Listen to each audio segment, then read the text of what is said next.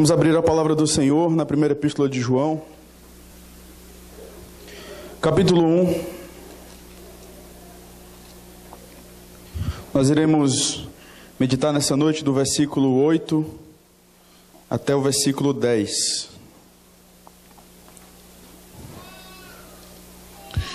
Eu havia programado de irmos até o versículo 2 do capítulo 2, mas eu creio que existem muitos detalhes que precisam ser trabalhados, frisados e que precisam estar bem claros na nossa mente. Então, 1 João capítulo 1, do versículo 8 ao versículo 10, diz assim a palavra de Deus: Se dissermos que não temos pecado nenhum, a nós mesmos nos enganamos, e a verdade não está em nós. Se confessarmos os nossos pecados, Ele é fiel e justo para nos perdoar os pecados e nos purificar de toda injustiça. Se dissermos que não temos cometido pecado, fazemo-lo mentiroso, e a sua palavra não está em nós. Vamos orar mais uma vez. Deus soberano, graças te rendemos pela tua palavra, que é autoridade suprema sobre a tua igreja. Graças te rendemos por este momento todo especial, porque aqui se constitui um meio de graça. Graças te damos, ó Deus, porque estamos aqui hoje para cultuarmos o teu nome, para declararmos as tuas obras, as tuas maravilhas, mas como é precioso podermos ouvir a tua voz. Por isso nós te suplicamos que o Senhor nos ajude, que o Senhor nos dê entendimento da tua palavra, para que nós possamos compreender a tua lei, mas te pedimos que o Senhor aplique a tua palavra aos nossos corações. Quebranta a nossa alma, quebra o nosso coração, nos dá esperança, a esperança que só é suficiente em Cristo. Ó Deus, que nós possamos, de fato, termos uma compreensão de quem realmente somos, à medida em que nós contemplamos a tua santidade. Nós te pedimos, ó Deus, que o Senhor seja propício a nós nesta noite, nós que somos tão orgulhosos, nós que somos tão cheios de si e muitas vezes nos enganamos. Que hoje o Senhor quebre a nossa máscara, que hoje o Senhor quebre o nosso coração e que de fato nós possamos sair daqui diferentes para a tua glória. Essa é a nossa oração, no nome de Jesus. Amém. Irmãos, nós sabemos que João ele está em meio a um teste. O teste que nós temos falado aos irmãos já desde o domingo passado é o teste moral. Aqueles falsos mestres, pessoas que estavam muitas vezes envolvidas no meio daquela igreja, a igreja do ano 90, da segunda metade do primeiro século, eles defendiam que era possível ter comunhão com Deus e agir de qualquer maneira. A temática de João aqui, até o versículo 6 do capítulo 2 pelo menos, é exatamente essa comunhão com Deus. O que significa, de fato, ter uma comunhão verdadeira com Deus? E no domingo passado nós vimos que ter uma comunhão verdadeira com Deus é, de fato, ver Deus como Ele é. Logicamente que não o veremos na sua extensão, na sua natureza. Deus ele é santo, nós sabemos disso. Deus é amor, Deus é espírito. Mas Deus é muito mais do que aquilo que a nossa mente pode abarcar. Nós sabemos disso. Mas João ele inicia no versículo 5 dizendo que a mensagem que da parte dele temos ouvido e vos anunciamos é esta: Deus é luz e não há nele treva nenhuma. Então, se aqueles irmãos eles queriam ter convicção da salvação, convicção que de fato eles tinham uma comunhão verdadeira com Deus, eles precisavam saber que Deus é santo. E não só isso, eles precisavam viver em santidade. Os falsos mestres diziam que era possível viver uma vida diferente da vida da igreja. Eu podia expressar o meu conhecimento aqui, mas eu podia me comportar da maneira que eu quisesse. É por isso que no verso 6, João ele fala que se dissermos que mantemos comunhão com ele e andarmos nas trevas, mentimos e não praticamos a verdade. E aí ele vai continuar o seu argumento em prol da santificação, da santidade daqueles que seguem a Deus, no verso 7, quando ele diz: se porém andarmos na luz, como ele está na luz, mantemos comunhão uns com os outros, e o sangue de Jesus, seu Filho, nos purifica de todo pecado. João não está defendendo aqui que é possível nós chegarmos a um nível de santidade no qual nós nunca iremos pecar. E aí ele vem agora no verso 8 e fala que se dissermos que não temos pecado nenhum, a nós mesmos nos enganamos, e a verdade não está em nós. Todos nós somos pecadores, e João ele não está fugindo dessa questão, mas ao mesmo tempo que João ele está preocupado como um pastor de combater os falsos ensinos, os falsos mestres, ele está também preocupado em trazer esperança para esses irmãos. E é por isso que eu deixei particularmente o versículo 1 e o versículo 2 para o próximo domingo, porque eu acredito que João ele vai aqui do verso 8 até o verso 2 do capítulo 2, numa crescente nesse sentido de combater os falsos ensinos, mas alimentar a esperança daqueles irmãos que só era possível em Cristo. Então hoje nós iremos refletir sobre essa comunhão com Deus que implica numa atitude correta para com o pecado. Nós vimos no domingo passado que uma comunhão verdadeira com Deus, ela implica numa vida de santidade, num viver santo.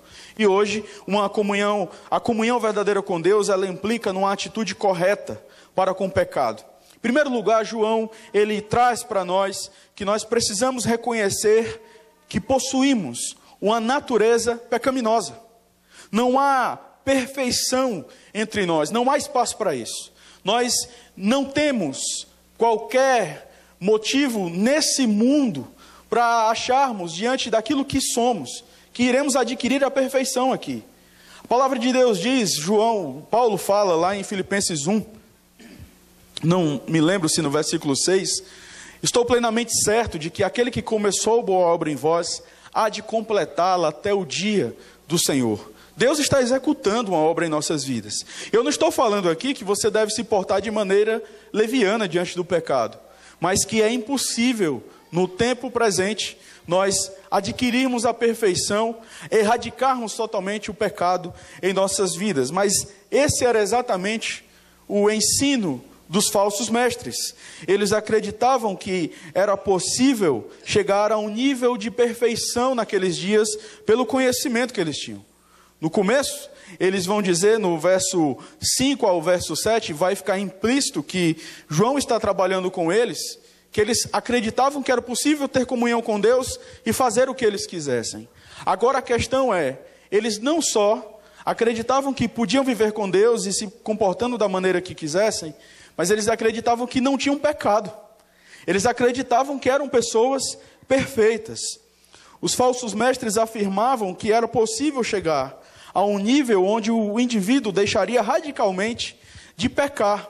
E é interessante que João, ele escreve na primeira pessoa do plural, onde implicitamente ele se coloca. Ele diz, olha, nós temos pecado. No verso 10 ele diz, se dissermos que não temos cometido pecado, fazemos-lo mentiroso e a sua palavra não está em nós. Ao contrário dos falsos mestres, o apóstolo João, ele admite essa possibilidade do pecado. É possível sim nós cometermos pecado, mas se nós temos uma comunhão verdadeira com Deus, se nós andamos diante de Deus, se nós buscamos viver em santidade, quanto mais nós nos aproximamos da luz, mais nós percebemos quem somos. E é exatamente essa a tônica de João, especialmente no versículo 8, quando ele fala que nós temos uma natureza pecaminosa. O fato de você ser regenerado, o fato de Deus ter dado vida a você de maneira instantânea, porque isso é regeneração, não significa que você possui uma natureza sem mácula, uma natureza sem pecado. Nós seremos apresentados diante de Deus sem mácula e sem ruga pela obra de Cristo, pelo sangue do Cordeiro, e não pela nossa obra, e não pelo nosso sangue. Nós temos sim uma natureza pecaminosa. E às vezes, Há pecado até na nossa santidade, quando muitas vezes nós achamos que pelo fato de estarmos de acordo com alguns padrões e de estarmos longe de alguns pecados que outrora nos assediavam, muitas vezes nos portamos com orgulho. Irmãos, não é à toa que Paulo diz: desventurado o homem que sou, quem me livrará do corpo desta morte? Mas mais na frente ele conclui: graças te dou por Cristo Jesus. É Cristo quem possibilita a nossa vida cristã. É Cristo quem possibilita a esperança nos nossos corações. Porque se nós olharmos para nós mesmos, não há qualquer um aqui que possa dizer que adquiriu a perfeição. Não há qualquer um aqui que possa dizer que não tem pecado. Pecamos por pensamentos, pecamos por aquilo que vemos e alimentamos o nosso coração com aquilo que vemos. Pecamos por aquilo que nós falamos, por atitudes. Mas eu quero me deter ainda a falar da nossa natureza. E eu quero que você abra lá nos Salmos 51, verso 5.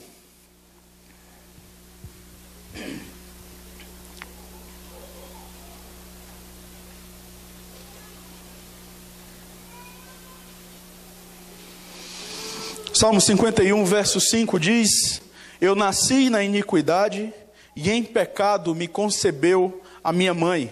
Mais na frente, no 58, capítulo 58, versículo 3, o salmista diz: desviam-se os ímpios desde a sua concepção, nascem e já se desencaminham, proferindo mentiras.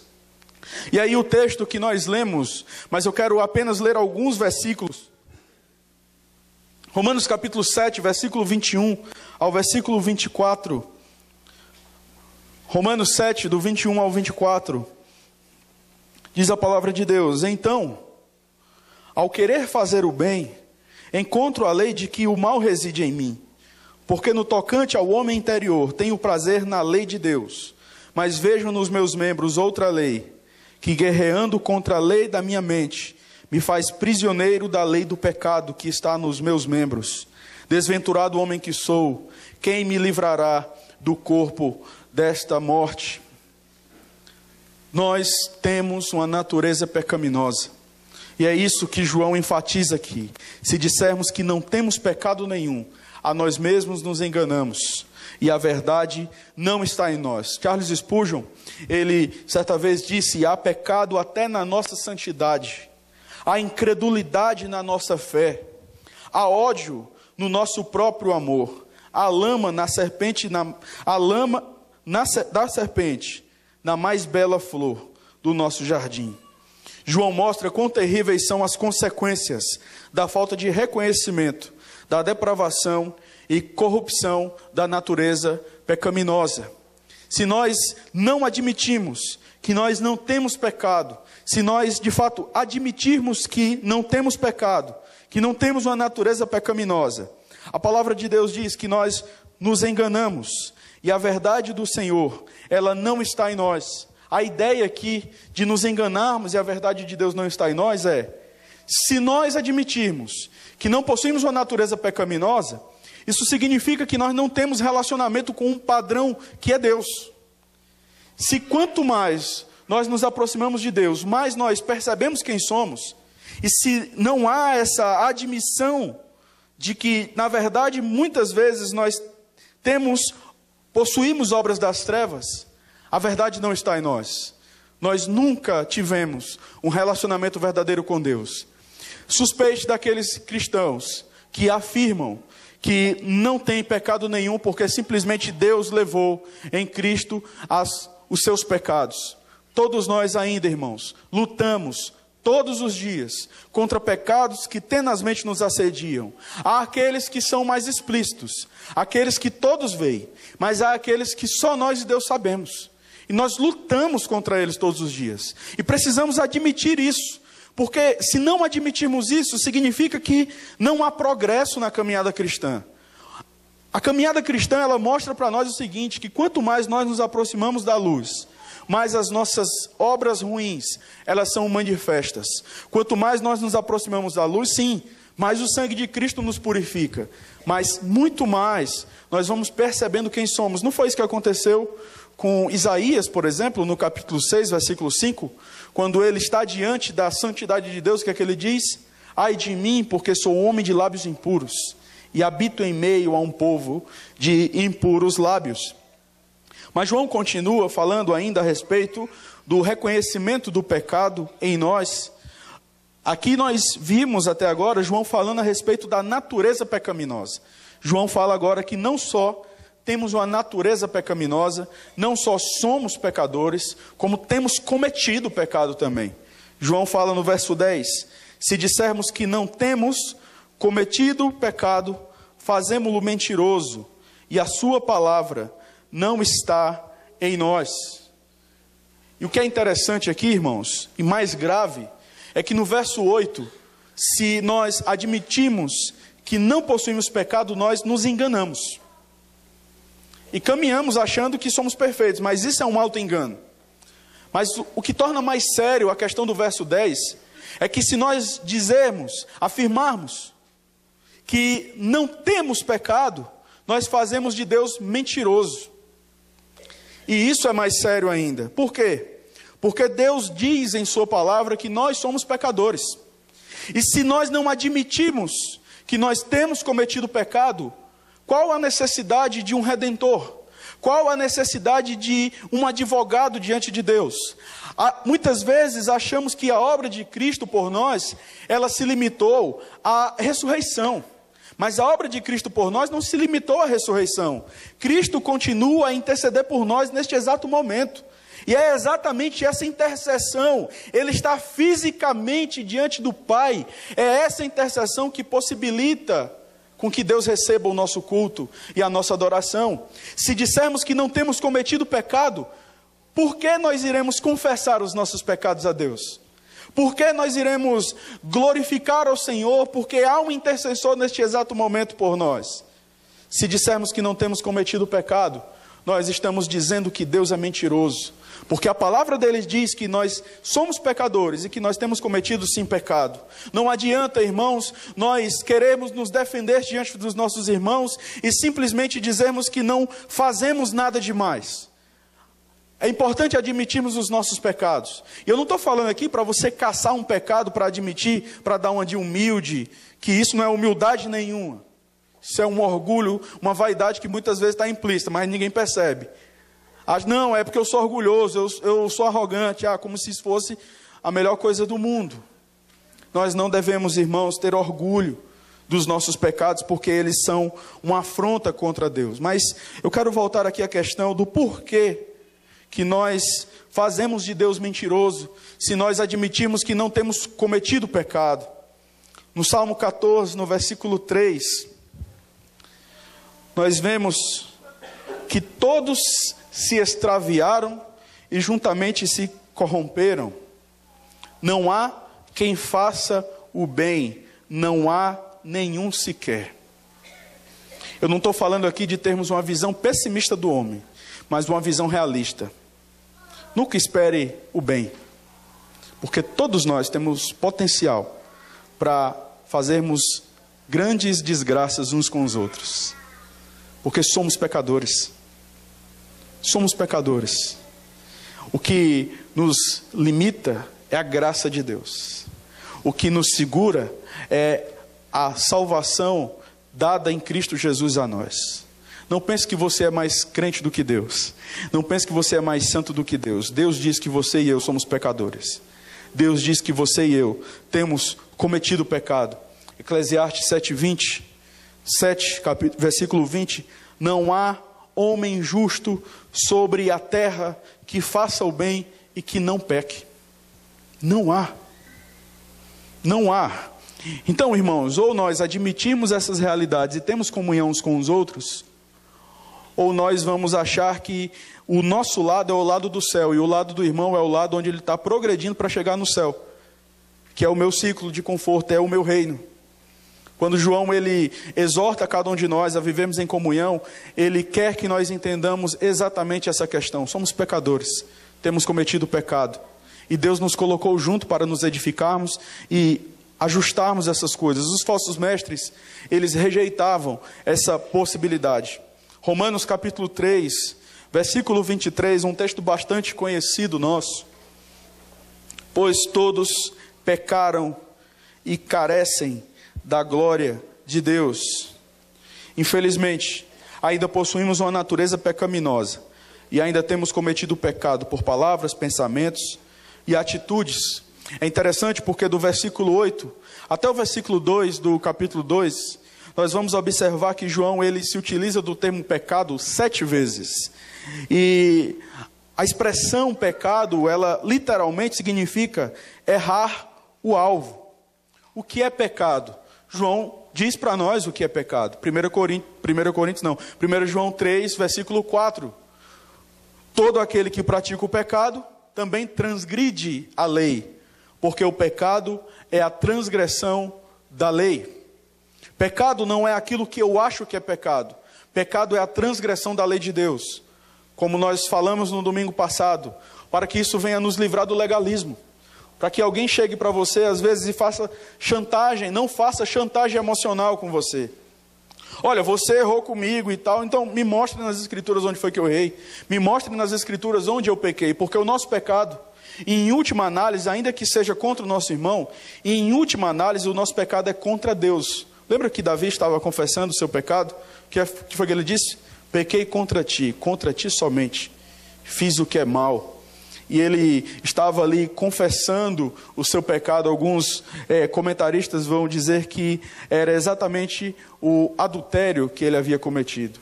Ele pecou contra Urias, mas ele estava ali diante do Senhor, entendendo que o seu pecado, em primeiro lugar, foi contra a majestade, a santidade do Senhor. Nós vivemos dias em que as pessoas perderam o senso da responsabilidade de suas ações.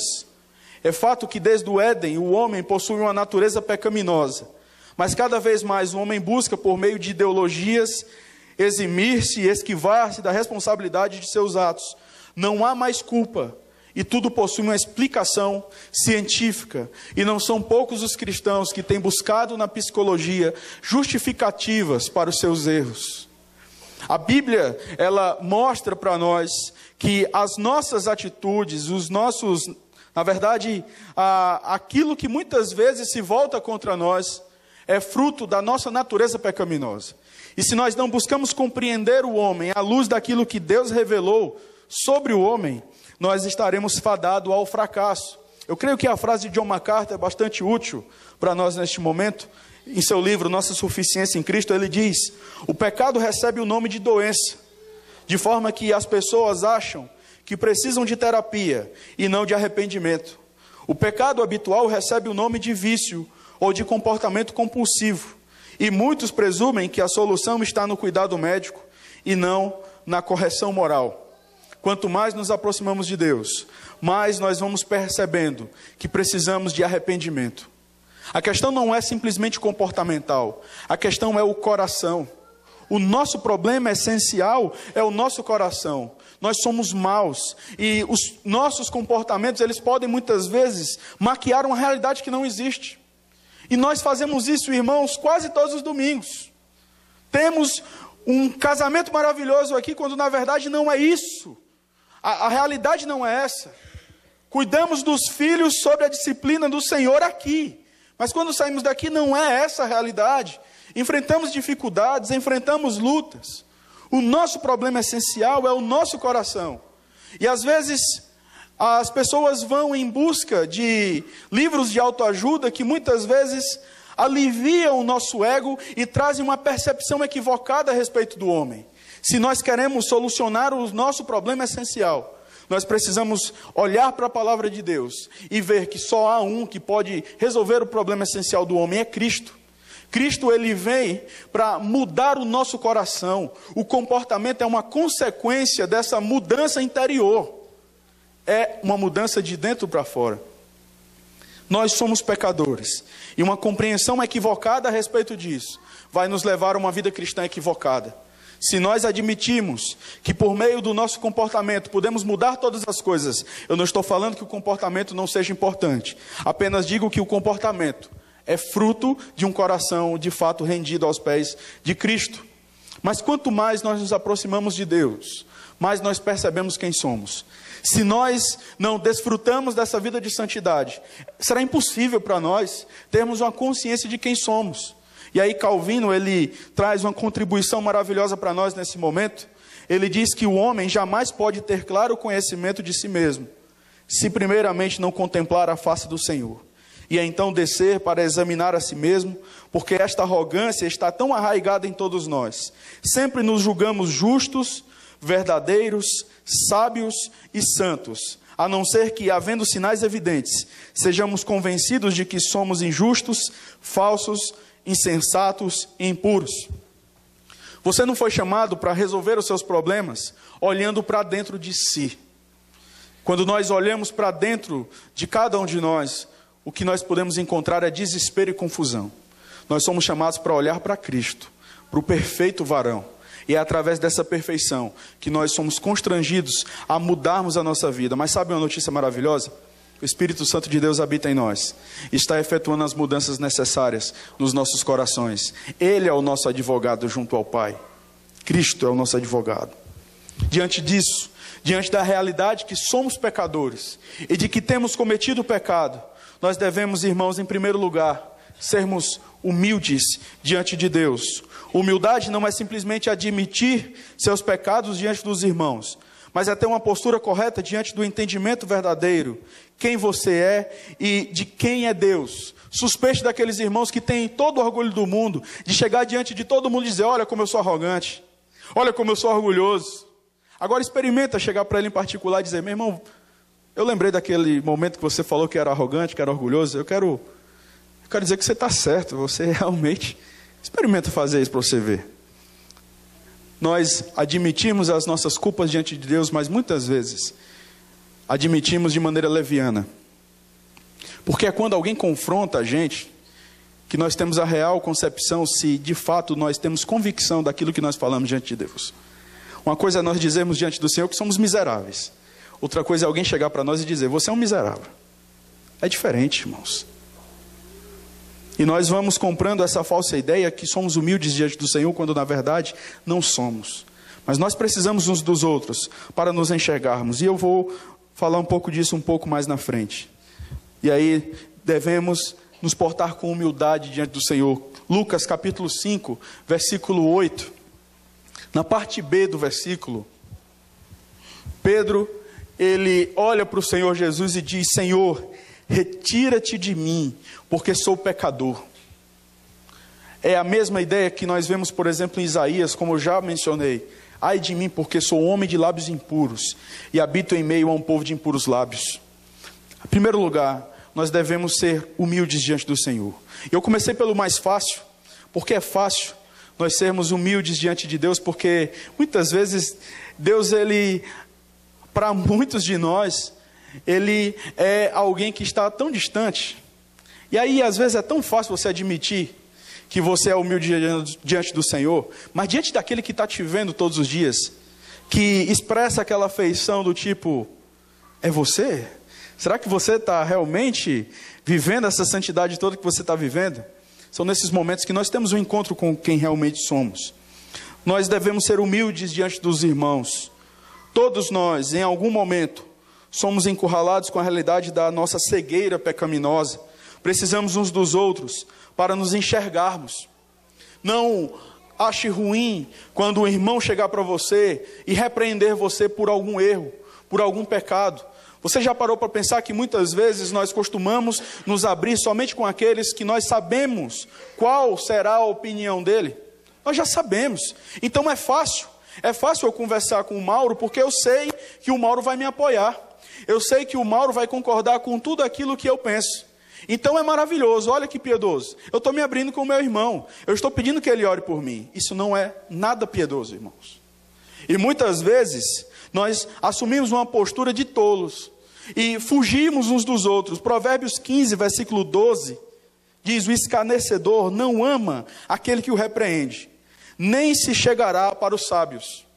Experimente repreender um tolo, e você vai ver que essa pessoa vai deixar de ir na sua casa, essa pessoa vai deixar de puxar papo com você no Face, essa pessoa vai deixar de conviver com você, porque você confrontou, porque você tirou essa pessoa da zona de conforto.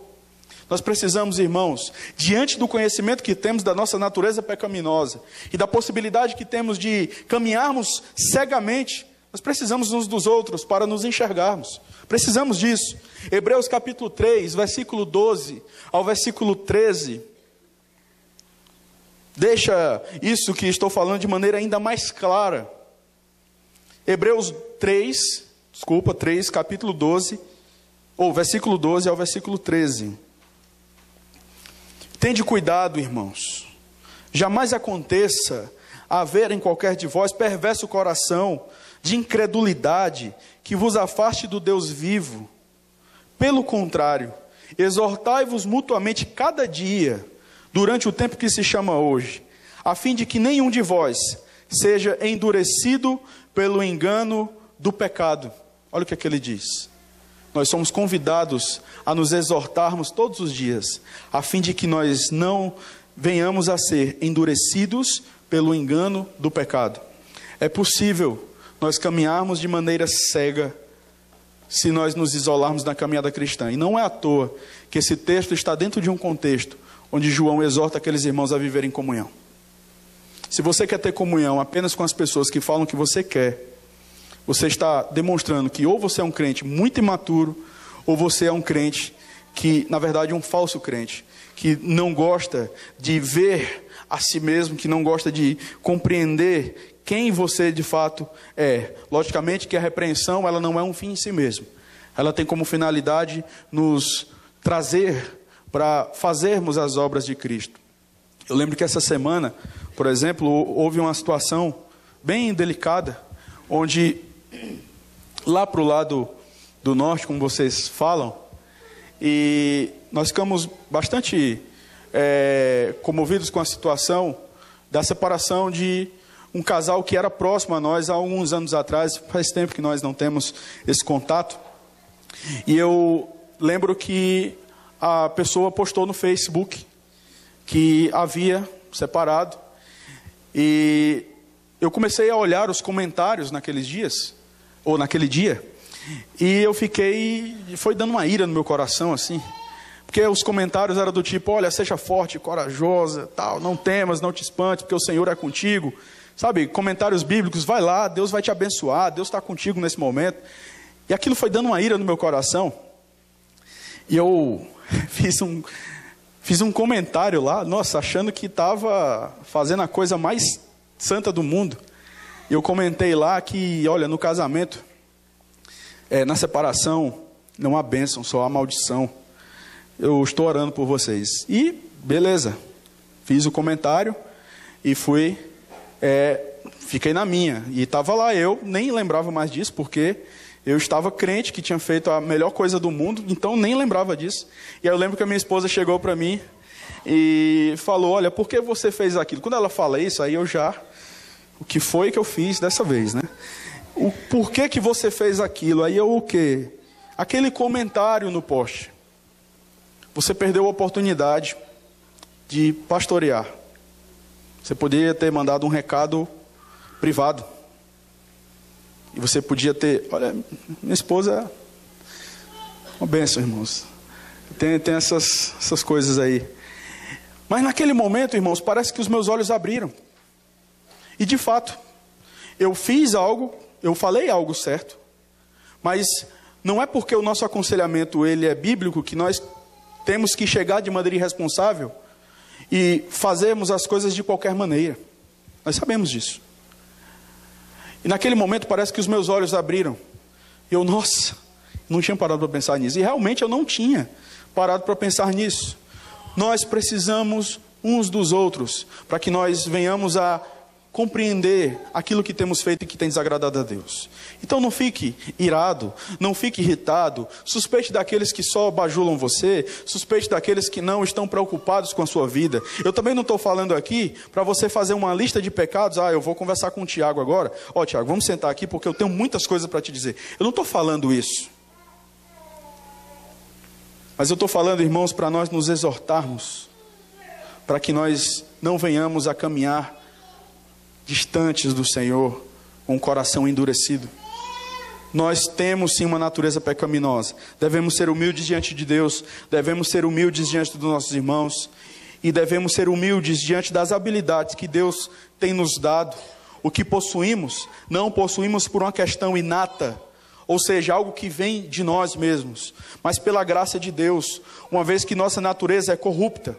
E aí, Romanos capítulo 12, versículo 3, diz: porque pela graça que me foi dada, diga a cada um dentre vós, que não pense de si mesmo, além do que convém.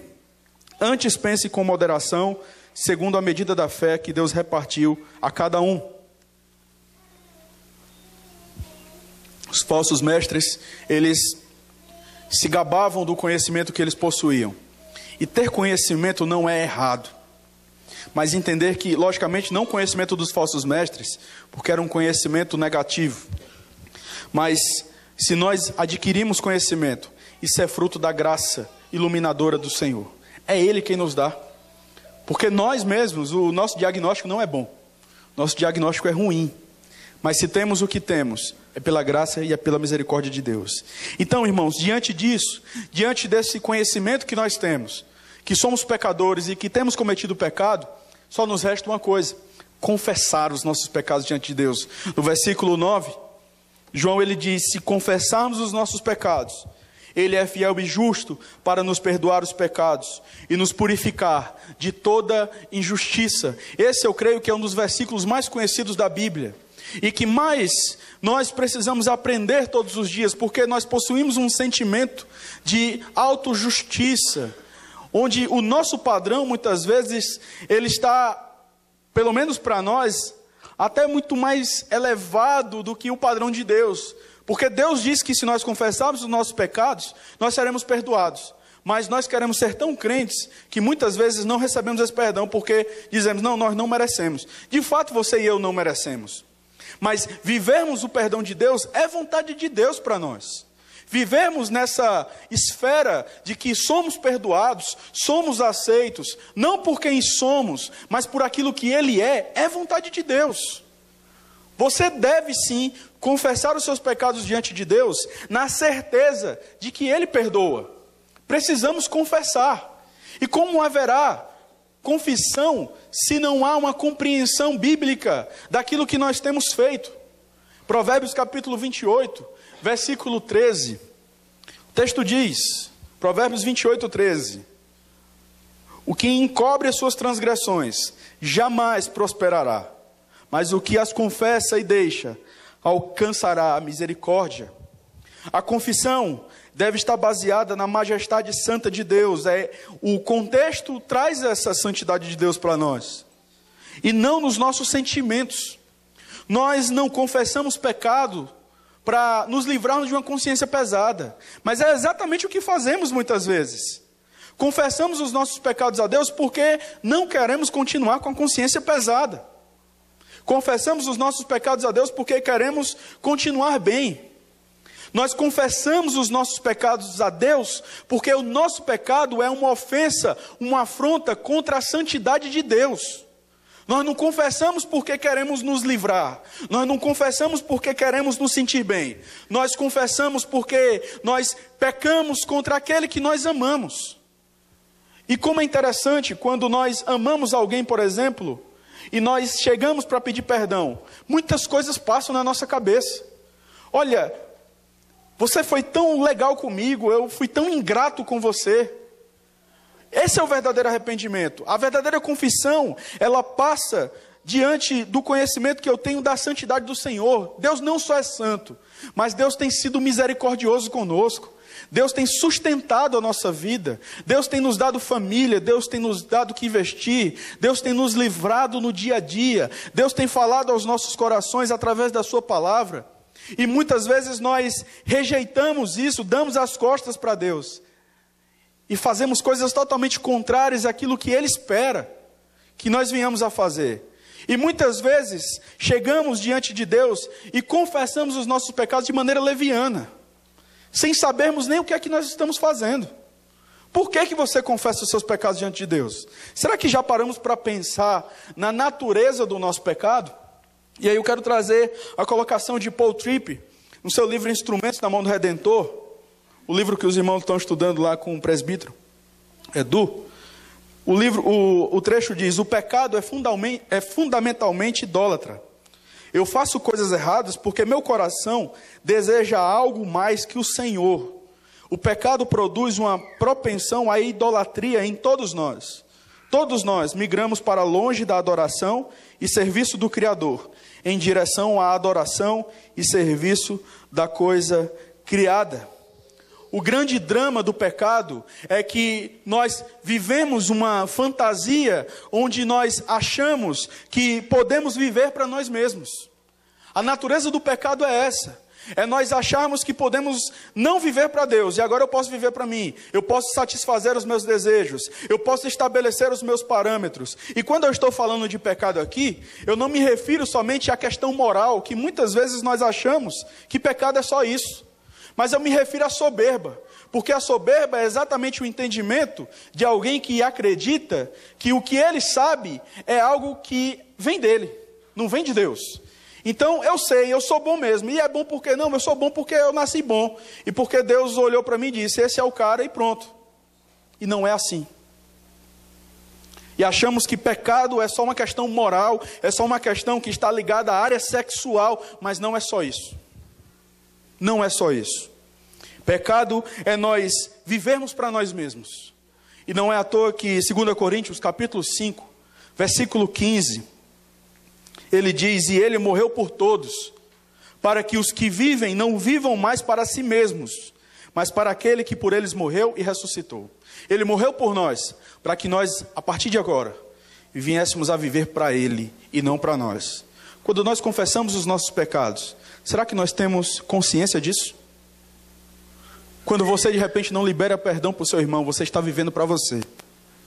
Quando você de repente não quer ter comunhão com o seu irmão, porque é desconfortável ter comunhão com aquele irmão por conta das necessidades que ele tem, você está dizendo: no meu reino, quem manda sou eu e só entra quem eu quero. Você está vivendo para você.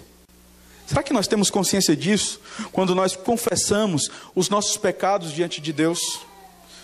Se nós temos uma concepção equivocada a respeito do pecado, isso significa que a nossa vida será uma vida desgraçada, uma vida quebrada, uma vida que é uma caricatura do Evangelho. Não será o Evangelho verdadeiro. Diante do que vemos até aqui a respeito do pecado, nós precisamos confessá-los ao Senhor na certeza de que receberemos o perdão e a restauração para as nossas vidas. É interessante, permitam-me trazer essa informação, porque a expressão aqui, confessarmos, é a palavra grega que significa, na verdade é a palavra grega homologel, de onde vem a nossa palavra homologar no português. Confessar os nossos pecados diante de Deus é nós admitirmos o que de fato nós fizemos diante dele. Mas espera, parece que é uma questão simples, mas essa palavra homologel, a palavra homologar, ela tem tudo a ver com o nosso contexto, porque essa palavra homologar, ela vem de um contexto jurídico. Quando nós vamos para o versículo 1 do capítulo 2, nós vemos João dizendo o seguinte: filhinhos meus, estas coisas vos escrevo para que não pequeis. Se todavia alguém pecar, nós temos advogado junto ao Pai, Jesus Cristo, o justo. A expressão justo e a expressão advogado, elas aparecem aqui. A ideia é que Jesus Cristo é o advogado e Deus é o nosso juiz. E quando nós confessamos os nossos pecados diante de Deus, assim como significa a palavra homologar, nós, de outra forma, nós admitimos oficialmente que o veredito contra nós, ele é verdadeiro. É isso que significa confessar os pecados diante de Deus. É recebermos um documento judicial contra nós, onde nós assinamos embaixo, lemos o documento que é contra nós e dizemos: de fato, eu concordo com esse documento. Só que o que muitas vezes nós fazemos, e não façamos mais isso, irmãos, porque isso é confessar os nossos pecados de maneira leviana, nós oramos. Aí no final o que é que acontece? Com o perdão dos nossos pecados. Você não confessou seu pecado coisíssima nenhuma. Isso não é confessar pecado. Confessar pecado, irmãos, é nós admitirmos pecado por pecado diante de Deus. Senhor, me perdoa, porque eu tenho tido muitas vezes pensamentos lascivos. Senhor, me perdoa, porque muitas vezes eu tenho me portado de maneira orgulhosa. Hoje eu me encontrei com o João, e o João falou comigo, e eu me portei orgulhosamente diante dele. Você está confessando os seus pecados diante de Deus. Mas como nós iremos confessar os nossos pecados diante de Deus, se nós não temos conhecimento do veredito? E onde é que nós vemos o veredito? Na palavra. Não é à toa que João diz, mais uma vez, no capítulo 3, versículo 4, todo aquele que pratica o pecado também transgride o quê? Porque o pecado é a transgressão da lei. Não haverá conhecimento de pecado, se não houver um conhecimento das Escrituras. É a Bíblia que diz para nós o que é pecado e o que não é. Se eu não estou lendo a Bíblia, eu não saberei o que é pecado. Ou tem alguém aqui que sabe, literalmente, todas as palavras de Gênesis e Apocalipse tem na mente? E ainda que tenha, isso não é tudo. Sabemos disso. Então, irmãos, confessar diante de Deus é nominar os nossos pecados. Não é simplesmente, Senhor, eu pequei contra ti, me perdoa. Isso é só o começo. Isso não é confissão, é o começo. Quando nós chegamos aqui no culto solene e nós confessamos os nossos pecados diante do Senhor, sim, de maneira geral, nós agradecemos, porque, não sei se você percebeu, mas sempre os irmãos, eles dão tempo. Vamos confessar os nossos pecados diante de Deus. E aí você tem um tempo para você falar aquilo que, de maneira solene, o que nós fazemos é agradecer a Deus pelo perdão que é providenciado em Cristo. É isso. Porque não é simplesmente chegar aqui, Senhor, perdoa os nossos pecados. Sim, que pecados? O que foi que você fez? E aí quem é pai aqui sabe, chega o menino lá, fez uma coisa errada, desculpa. Desculpa pelo quê?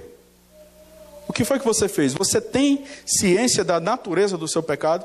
Você sabe o que você fez? Você sabe por que você fez? Você sabe contra quem você fez?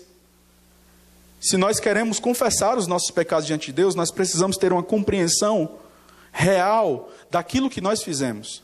E irmão, eu quero dizer uma coisa para você. Se você não tem lido a Bíblia, desiste. Porque você não vai confessar os seus pecados diante de Deus. Primeiro que você não vai saber nem o que é pecado.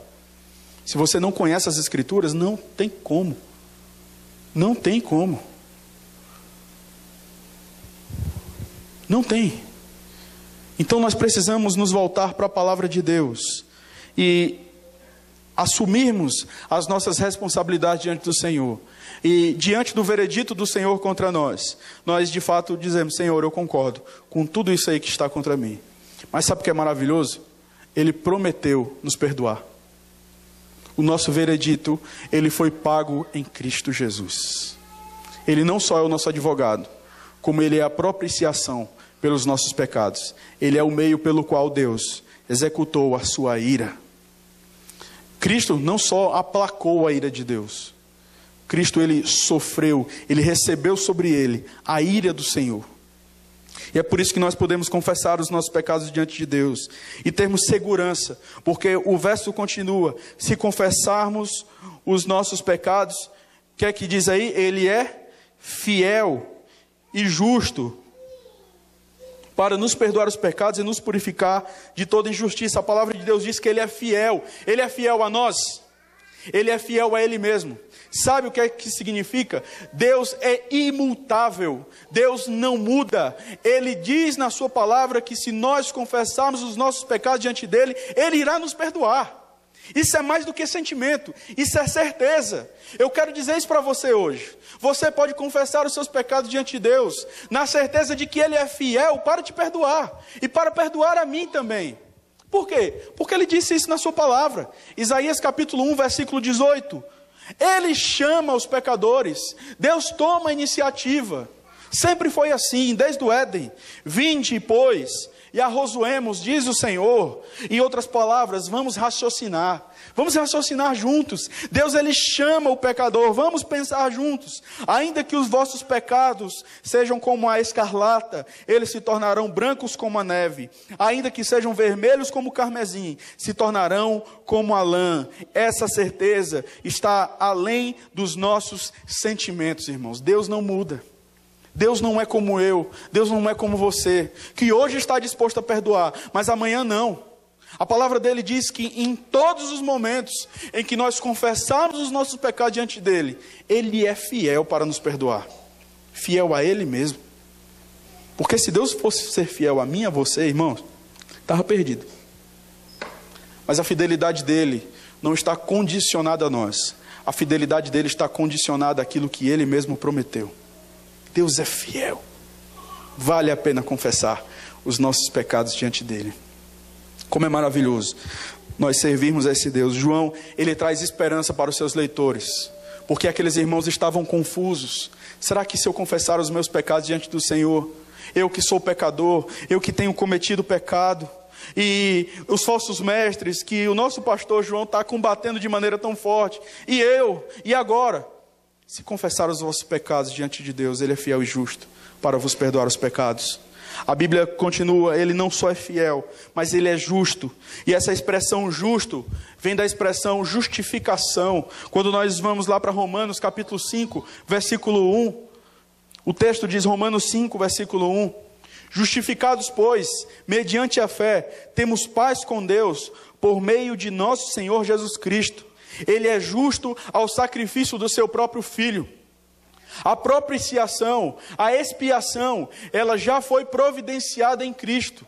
Deus é justo não a você, Deus é justo a Ele mesmo. Deus é justo ao sacrifício do seu próprio Filho. Deus é justo à obra que o seu Filho fez. Nós podemos pedir perdão a Deus e termos a certeza que seremos perdoados, porque Cristo veio e cumpriu cabalmente aquilo que eu e você não poderíamos cumprir. E se eu estou nele, e eu estou nele, pela graça de Deus, eu posso ter certeza que Ele vai me perdoar quando eu confessar os meus pecados diante dele. Será que podemos ter essa convicção, irmãos? Como é maravilhoso nós caminharmos diante de alguém que ama cada um de nós, apesar de quem somos. Eu não estou falando aqui para levarmos o pecado de maneira leviana. Não é à toa que o texto diz, estas coisas vos escrevo para que não pequeis. Mas saibam disso, não fiquemos só com a parte negativa, eu não falo negativa num termo pejorativo, mas fiquemos com a parte positiva daquilo que Cristo fez por nós. Nós temos um advogado, e Ele garante perdão para nós. Se você perdoar os seus pecados, ou se você confessar os seus pecados diante do Senhor, Ele é fiel e justo para perdoar. Não pense você, mas eu não estou me sentindo perdoado. A Bíblia em nenhum momento ela chega e diz que sentimento é prerrogativa de que você foi perdoado ou não. A certeza do perdão, ela está além daquilo que eu sinto.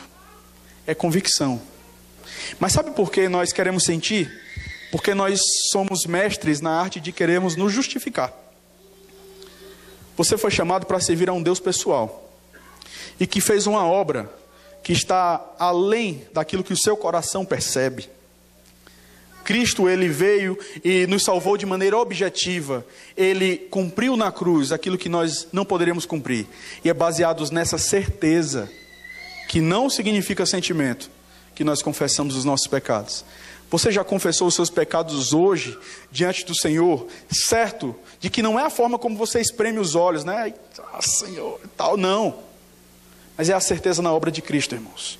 É a certeza na imutabilidade de Deus. Não é à toa que o texto fala, eu não recordo agora se é Miqueias ou é Malaquias, acho que é Miqueias 3:6 talvez.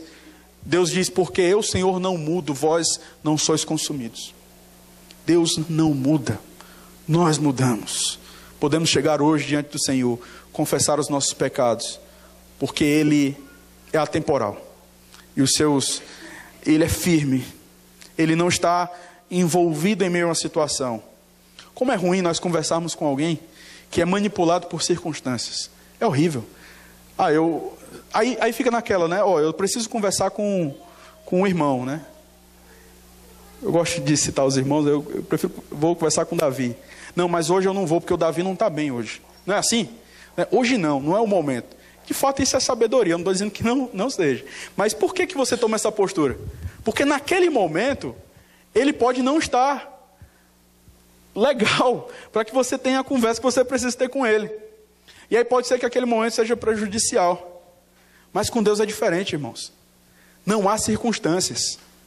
Não há momentos. Deus não é manipulado por nossos sentimentos. Deus não é manipulado pelas nossas confusões. Deus é imutável. É a rocha eterna. E é por isso que eu posso chegar diante dele e confessar os meus pecados, na certeza de que ele, em primeiro lugar, irá me perdoar. Essa expressão perdoar, ela significa enviar para outro lugar, mandar embora, partir, deixar ir, deixar de lado uma dívida, remitir. Deus, ele nos perdoa, e é interessante quando nós olhamos o verbo perdoar de uma maneira perfeita e completa. Ou seja, Deus, ele te perdoa e ele não vai jogar na tua cara aquilo que você fez. Você já experimentou de repente chegar diante de alguém, pedir perdão e 5 minutos depois você cometer uma gafe com essa pessoa, um pecado, e essa pessoa parece que volta todo aquele histórico novamente? Ele apagou do histórico lá do Google, né? Mas aí ele volta tudo, ele traz não sei de onde. E aí ele, então, você lembra naquele dia e tal, não sei o quê, 5 minutos você me pediu perdão, poxa, de novo e tal, já fez, e traz tudo à tona. Não é isso que significa a palavra perdão aqui. Quando Deus nos perdoa, ele não esquece, porque Deus é atemporal, mas ele não te trata segundo aquilo que você confessou. Por quê? Porque aquilo que você confessou foi justificado em Cristo, na cruz do Calvário. Deus, ele não joga na nossa cara. Deus, ele nos perdoa de maneira perfeita. E é isso, irmãos, que nos motiva a caminhar. Deus nos perdoa, e Deus tem feito isso conosco, sempre que nós confessamos os nossos pecados diante de Deus. A confissão verdadeira traz, primeiro, perdão e, em último lugar, purificação dos nossos pecados. Essa é deve ser a nossa motivação quando nós confessamos os nossos pecados diante do Senhor. E aí um texto que eu acho maravilhoso, Salmo 51, versículo 10, Davi, ele vai no âmago do problema, e ele diz: cria em mim, ó Deus, um coração puro, e renova dentro de mim um espírito inabalável. Porque é o nosso coração que é a fonte do nosso pecado. Senhor, cria em mim motivações santas, cria em mim um amor pela tua lei, um amor pela tua vontade. A grande questão, o grande drama nas Escrituras em relação ao pecado é o amor. Quem você tem amado? A você mesmo? As coisas do mundo? Ou ao Senhor? Quando nós confessamos os nossos pecados diante de Deus e almejamos diante do Senhor purificação, a ideia é: Senhor, coloca ódio no meu coração por este pecado, e coloca amor no meu coração pela tua lei, pelos teus atributos, por aquilo que o Senhor é. Não adianta simplesmente confessarmos os nossos pecados diante de Deus se nós não estamos dispostos a amarmos a Deus sobre todas as coisas, a amarmos a sua vontade, a amarmos a sua santidade. A questão é: Senhor, coloca ódio no meu coração por esse pecado. Sabe por que cometemos o que cometemos? Porque amamos essas coisas, amamos o que fazemos, amamos fugir dos olhos das multidões, amamos satisfazer aquilo que nós achamos que é mais justo, amamos satisfazer o nosso reino, amamos satisfazer as nossas expectativas. E Deus nos chama para amá-lo sobre todas as coisas, de todo o nosso coração, com toda a nossa alma e com todo o nosso entendimento. E certos de que cada vez mais, cada vez que confessamos os nossos pecados, Deus nos purifica. Ele não só perdoa, Deus restaura a nossa vida. Deus nos faz mais parecido com o seu Filho. Será que nós temos essa certeza quando nós confessamos os nossos pecados diante do Senhor? Jeremias 33, 8, ele diz: purificá-los-ei de toda a sua iniquidade com que pecaram contra mim, e perdoarei todas as suas iniquidades com que pecaram e transgrediram contra mim. Deus não só nos perdoa, mas nos purifica. Ele nos leva para o caminho certo. A questão, irmãos, não é simplesmente deixar de fazer o errado. A questão é que agora você passa a fazer o que é certo. Essa é a ideia de purificação. Precisamos confessar os nossos pecados em todos os momentos. Precisamos ler as Escrituras para cada vez mais estarmos cientes dos pecados que temos cometido. E precisamos ter a convicção de que somos perdoados por causa da obra de Cristo na cruz do Calvário. Precisamos entender também que a confissão, ela não é uma válvula de escape para nós. A confissão, ela é mediante a compreensão que temos de que de fato ofendemos a santidade do Senhor. No Salmo 32, versículo 3, eu vou encerrando aqui. Enquanto calei os meus pecados, envelheceram os meus ossos, pelos meus constantes gemidos todo dia, porque a tua palavra pesava dia e noite sobre mim, e o meu vigor se tornou em sequidão de estio. Nós experimentaremos coisas negativas em nós, mas o ponto é, você não tem que confessar, porque se você não confessar, você vai ficar mal. Existem pessoas que, pelo fato de não confessarem seus pecados, vivem com a ansiedade tão grande no coração, que falta aquela velha história, o coração sair pela boca. Mas a sua confissão não é para que esse sentimento ele venha a ser aliviado. A sua confissão é porque você sabe que pecou contra a santidade de Deus. Que Deus nos abençoe, irmãos. E que Deus nos ajude a termos uma compreensão bíblica a respeito do pecado.